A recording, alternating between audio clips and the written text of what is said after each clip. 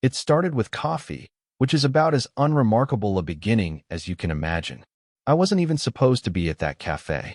It was closer to my friend's house than mine, and I'd stopped there mostly because I'd run out of excuses not to go home. I told myself I'd work on my assignments, but the truth was I just liked the low hum of strangers, the clinking of cups, the smell of burnt beans on the air. It filled the silence better than my apartment did. She was there before me. Corner table, reading glasses slipping halfway down her nose, a paperback open but untouched. The first thing I noticed wasn't her face. It was the way she tapped the edge of her coffee cup, like she was waiting for something to settle inside her. I knew her, of course. Mrs. Hahn, my friend's mom. She'd driven us to soccer practices years ago, sometimes handing me bottled water with that same absent half-smile. I hadn't seen her much since, except in passing when I dropped by his house. She looked up and caught me staring. Or maybe just looking. I'll never know which. "Daniel," she said, tilting her head, like she had to match the boy she remembered with the man sitting there now. I nodded. "Yeah. Hi, Mrs. Hahn." Her smile tugged at one side, the way people smile when they're surprised but don't want to show it. "It's been a while. I should have left it there." But something about the table across from her felt like gravity. "Mind if I?" She gestured at the chair. Of course. The conversation didn't rush. It came in small pieces, like how she remembered I never drank my coffee black, or how I noticed she still ordered green tea, even though it always went cold before she finished. She laughed softly when I said that. "I guess some things don't change," she murmured, pushing the cup away, unread book still open like a prop. I found myself watching the way her fingers smoothed the corner of the page, not turning it, just holding it down. My phone buzzed once in my pocket, a notification from no one important. I didn't look. "Still playing soccer?" she asked. "Not really," I said. "Just at school, and sometimes with friends." She nodded. "You were good." The words sat between us longer than they should have. I folded my napkin once, then again, until it was just a small square in my palm. When she laughed again, it wasn't at a joke. It was more like she'd remembered something private. "You always sat so quiet in the back of the car," she said. "The other boys would be loud, but you'd just watch out the window. I used to wonder what you were thinking." I wanted to answer her. Tell her I hadn't changed much, that I still caught myself staring out windows, even when there wasn't anything to see. But I didn't. Instead, I said, "And now?" She looked at me then, really looked. Not the way adults look at kids they've known, but like she was trying to place me in the present, decide who I'd become. Her eyes flicked down to the napkin I'd been folding. "Now," she said slowly, "I think you're still keeping secrets." The silence after that felt heavier. Not uncomfortable, exactly, but full of something unnamed. I don't remember how long we sat like that. Eventually, she checked her phone, frowned at whatever was on the screen, and stood. "I should go," she said, adjusting her bag over her shoulder. Then, almost as an afterthought, "It was good seeing you, Daniel." "Really?" I watched her leave, the sound of the doorbell soft as she pushed it open. A minute later, my phone buzzed again. This time, it was her name on the screen. Just one line. "Don't mention this to your friend." I stared at it until the letters blurred. And that was the beginning that I didn't reply to her text. Not right away. I just let the words sit there like they were heavier than they had any right to be. A week later, I saw her again. Not at the cafe this time, at her house. I'd gone over to pick up some notes from my friend, who wasn't home. His mom opened the door instead, hair tied back loosely, a kitchen towel draped over her shoulder. "Daniel," she said, startled for half a second, then softening. "Come in. He's not here yet, but you can wait." The house smelled like lemons and something simmering. It felt strange to stand in the same hallway I'd known as a teenager, now aware of every small sound. I followed her into the kitchen. "I don't want to bother you," I said. "You're not." She poured hot water into a mug, steam curling upward. "Tea." I nodded, though I didn't usually drink it. The truth was, I just wanted to stay. We sat at the table, the silence stretching between us, but not breaking. She blew gently over her cup, eyes fixed somewhere beyond me. "Strange, isn't it?" she said after a while. "What is?" "Running into people from another version of your life." She gave a small, self-conscious laugh. You're not that boy in the back of the car anymore. But I still see him. I look down at my hands, tracing the rim of the mug with a thumb. And you're not the same, either. That made her glance up, almost sharply, before softening again. No, I suppose not. Her phone buzzed on the counter. She didn't look at it. For some reason, that felt like a confession in itself.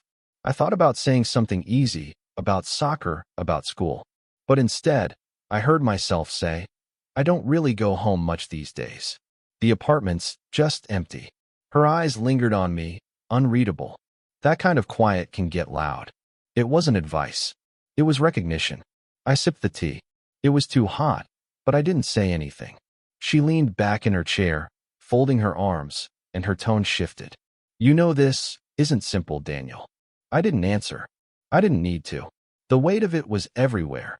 The age, the friendship, the way her son's jacket still hung by the door. I'm divorced, she said suddenly, like she wanted to hand me the fact before I asked for it. 2 years now. People assume I'm fine. Her mouth twisted a little. Sometimes I even tell myself that.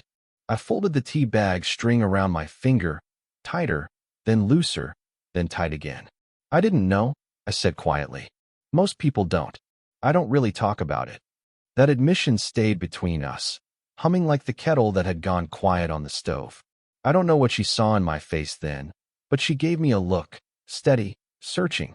Not flirtatious, not careless. Just human. Daniel, she said softly, don't make me regret letting you in like this. The words weren't a warning so much as a boundary she was drawing for herself. But boundaries don't erase gravity. The sound of the front door startled us both. Her son's voice called out from the hall. She stood quickly, brushing a hand over her hair like it mattered. Kitchen, she called back, her voice steady again. I stood too, forcing myself to smile when my friend appeared, tossing his keys on the counter. We talked about school, about nothing. Normal things. But I felt her presence across the room, every movement she made registering like a quiet echo. When I finally left, she walked me to the door. My friend had already gone upstairs, his music faint through the ceiling. She reached past me to open the door, her hand brushing my sleeve. Barely a touch, really. But it felt deliberate, like punctuation at the end of a sentence we hadn't written yet. Take care, Daniel, she said, her eyes lingering a fraction too long. I nodded, stepping into the evening air. I don't know why that moment stayed with me. Maybe because it felt like someone finally saw the part of me I kept tucked away. It was raining the next time I saw her. Not heavy, just that kind of rain that hangs in the air, soaking everything slow. I'd been walking back from class when I saw her car pulled to the side of the street, hazard lights blinking. Flat tire. I almost kept going. Almost. But my feet had already stopped, and by the time she looked up from the trunk, umbrella tilted awkwardly over her head, I was there. Need help? She exhaled, half relief, half resignation. Daniel.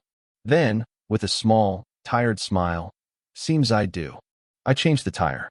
She held the umbrella for me, though most of the rain still found its way down the back of my shirt. Every time I glanced up, she was watching. Not constantly, just enough for me to notice. When I was done, we stood there, both of us damp and not moving to leave. Thank you, she said finally. Her voice was softer than the rain. I shrugged. Wasn't much. Her hand lifted, like she might touch my arm. But she didn't. That silence again. Too loud. Too much. Then headlights swept the street. Another car slowed, window rolling down. It was my friend. Daniel, he called, surprised. What are you? Oh, Mom, everything okay? She straightened instantly, voice practiced, and even. Flat tire. Daniel was just helping. He nodded, distracted, already scrolling his phone as he pulled past us to park. But the spell had broken. She let me into the car for a ride home, the heater humming between us. I could feel the dampness in my jeans, the shiver I couldn't quite hide. She noticed, turned the dial warmer. Her hand hovered near the gear shift, inches from mine. Daniel, she started, then stopped. Fingers tightened around the steering wheel instead. What? I asked quietly. She shook her head, eyes fixed on the road. Nothing.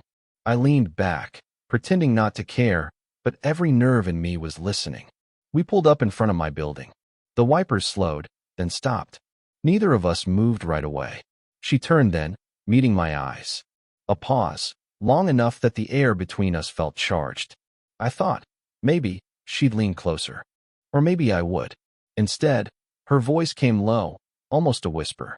This stays between us. The same words as her text, but heavier now. My throat went dry. I managed a nod. She reached across me to unlock the door, her shoulder brushing mine. The smallest touch, but it lit through me like it meant something more. I opened the door, stepped out into the wet night. When I looked back, she was still watching me. Lips parted, like she'd almost said something else. Almost. It happened on a walk. I hadn't planned to see her that day. I was cutting through the park on my way back from the store, a bag of groceries weighing down my arm, when I saw her sitting alone on a bench. No book this time. Just her, hands folded, staring at the little lake like it might answer something she'd been asking. I could have passed by, pretended not to notice. But I didn't. Hey, I said, shifting the bag in my hand. She blinked, pulled back into the present. Daniel. A small smile, faint. What are the odds? I sat down, the wood damp under us from an earlier rain. The bag rustled between my feet. You okay? I asked. A non-answer. Her eyes stayed on the water. Ducks moving slow, ripples spreading. Just needed air.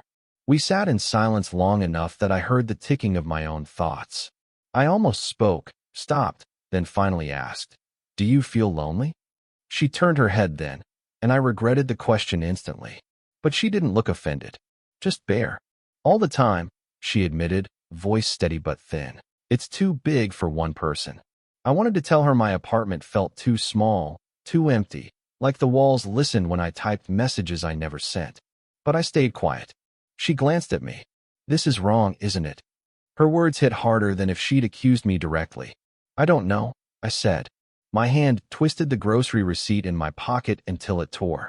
Her breath caught, barely audible. Sometimes I forget how young you are. Do I feel young to you? The question slipped out before I could stop it. Her eyes searched mine then. Really searched, like she was testing the weight of the moment. You feel? She stopped herself, biting her lip. You feel like trouble I can't afford. We laughed a little, though it wasn't funny. I looked at her hands resting in her lap, fingers laced tight. Without thinking, my own hand shifted on the bench, closer.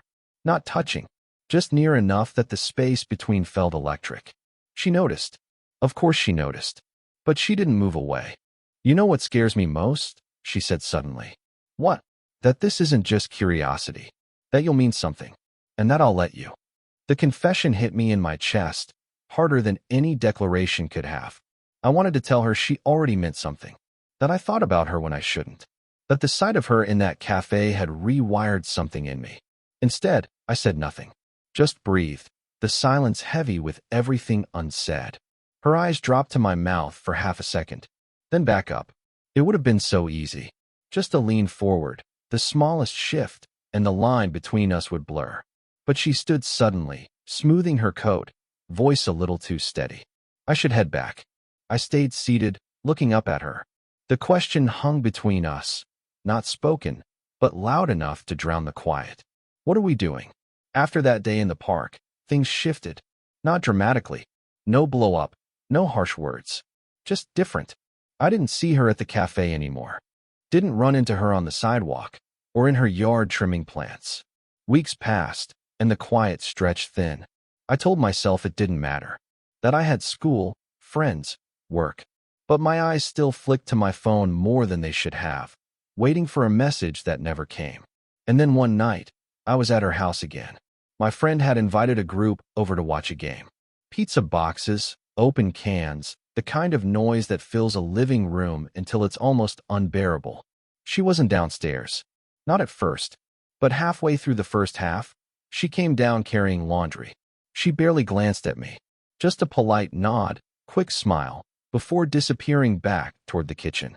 It shouldn't have mattered. But it did. Later, when I slipped away to grab a drink, I found her standing by the sink.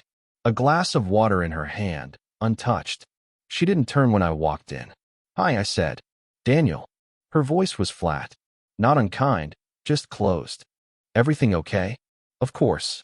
She set the glass down too carefully, like she needed both hands steady. You should get back. They'll wonder where you are. I leaned against the counter, searching her face. Did I do something? She looked at me then, and for the first time, her eyes weren't soft. They were tired, guarded.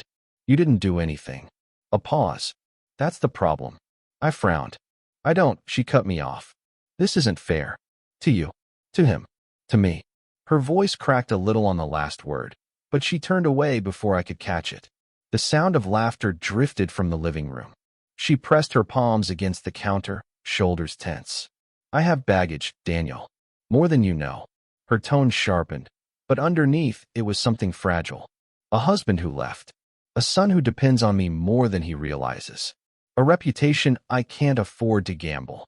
I wanted to say none of that mattered, that I didn't care, but the words stuck, heavy and childish on my tongue. Instead, I said quietly, so you're pulling away. She didn't answer, just turned on the faucet, let the water run until it was too loud for either of us to speak. When she finally shut it off, she wiped her hands on a towel and looked at me, almost apologetically. You're young. You'll move on from this. She left before I could reply. I didn't go back into the living room. I slipped out instead, the night air sharp against my face.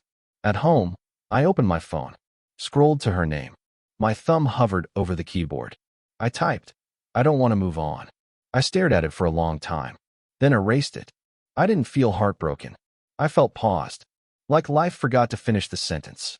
The screen went black in my hand, and I left the message unsent that IT was late when it finally happened. Not planned, not staged.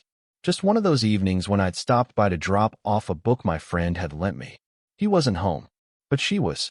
She opened the door, surprised but not startled. Her hair was tied back loosely, sleeves rolled up, the faint smell of garlic and onions clinging to her. Daniel, she said, voice softer than the lights spilling from the kitchen. Hey, I said, holding up the book like a shield. Just returning this. She hesitated, then stepped aside. You can leave it on the table. I walked in, the house quieter than I remembered. No TV, no music, just the sound of something simmering on the stove. She went back to the kitchen, and I followed without meaning to. She stirred a pot, the spoon clinking against the side. He's working late tonight, she said. Oh, I didn't move, didn't sit, just leaned against the doorframe, watching her. The silence grew, pressing down. Finally, she set the spoon aside and turned to face me. Her expression was calm, but her eyes betrayed something, restless, unfinished. Daniel, she said, steadying herself. Why are you really here? I opened my mouth, closed it, tried again. I don't know. She tilted her head, studying me like she was waiting for the real answer. I tried to move on, I admitted. My hands twisted in the hem of my jacket. But I can't stop thinking about you. Her breath caught, just enough for me to notice. She crossed her arms, but it wasn't defensive. It was like she was holding herself together. You shouldn't say that. I know. My voice came out rough. But it's the truth. Her eyes closed briefly, as if bracing against something. When she opened them again, they shone with a tired kind of honesty. Do you think this is easy for me? She asked quietly. Do you think I don't? She stopped herself, bit the inside of her lip. Daniel, I feel pulled in two directions every time I see you. And I hate that I want. She broke off again, shaking her head. I stepped forward, just once, closing some of the space between us. Not all of it. Then why keep pretending? Her hand rested on the counter behind her, fingers tapping nervously. She let out a breath that sounded more like surrender than defeat. Because if this goes wrong, she said, voice low, I lose more than you can imagine. My son, my peace, even myself. I wanted to tell her she wouldn't lose me, that I'd keep this safe. But I knew promises like that were fragile. Still, the words pressed at me until I whispered, I don't want to hurt you. I just want. She looked at me then, fully, and the weight of her gaze was almost unbearable. What do you want, Daniel? The question froze me. My throat tightened. And yet, quietly, I said, I want to be the one you don't have to be strong with. Her eyes softened, her posture shifting. Something unspoken cracked open between us. For a moment, neither of us moved. Just the sound of the pot bubbling on the stove, the hum of the fridge, the faint tremor of our breathing. Then, slowly, she reached out. Her hand brushed against mine on the counter. Not a grab, not a clutch, just a touch, skin to skin, deliberate in its gentleness. We didn't say anything more. Didn't need to. She gave me the smallest smile, weary but real. It didn't happen all at once. After that night in her kitchen, nothing changed in the dramatic sense. There was no announcement, no secret vow, just a soft shift. Like the world tilted a fraction, and suddenly, we were walking on the same side of the street instead of opposite ones. Weeks went by. I still saw my friend. Still sat on his couch, still joked like always. But sometimes, when I got up to grab water, she'd be there in the kitchen. And the air between us wasn't tense anymore. It was steady, warm. She started making tea for two without asking. And once, when I said I'd take my coffee black, she smirked and shook her head. You've never finished a cup like that in your life. She poured in milk the way she remembered, sliding the mug across the counter. It felt like home in a way my apartment never had. Not that it was simple. There were nights when she pulled back, when silence stretched too long, when her eyes clouded with guilt. But I stayed, quietly. No demands, no ultimatums. Just there. And slowly, she let me in. One evening, she called me to the park. Same bench as before. Same lake, ducks drifting lazy in the late light. She sat with her hands folded, the way she had that first day, but this time she didn't look away when I joined her. You remember, she said softly, how you asked if I felt lonely? Yeah. She nodded, fingers tightening on her lap. I don't anymore. The words landed simple, unpolished, but I felt them like something permanent. I reached out, let my hand rest over hers. No hesitation this time. She didn't pull away. The world around us stayed the same. Distant laughter, kids running past, the faint smell of grass after rain. But between us, something had settled. Not the spark of danger anymore. Not the sharp sting of guilt. Just belonging. Months later, I'd still catch myself at 8:47 a.m., the exact time I used to sit in that cafe alone. Only now, sometimes, I'd glance at my phone and find a message waiting. Tea's getting cold. Or bench after work. Not grand gestures. Not poetry. Just little signals that I wasn't invisible anymore. I think that's what love looks like when it grows up. Not fireworks. Not sweeping declarations. Just knowing you don't have to carry yourself alone. Even now, when she pours her tea and lets it go cold, I smile. Because I know she's doing it out of habit, not emptiness. And sometimes, I'll nudge the cup closer to her, remind her to take a sip. She'll roll her eyes, but drink anyway. It's not perfect. Nothing is. But it's ours. And when I think back to that first moment, her eyes meeting mine across a cafe table, her voice low as she said, "This stays between us," I realize it wasn't a warning. It was a beginning neither of us knew how to name. Now, it's something only we understand. And in that fragile space, I whispered, "Okay," and neither of us answered. And then she drove away. And maybe because she was the one person who wasn't supposed to.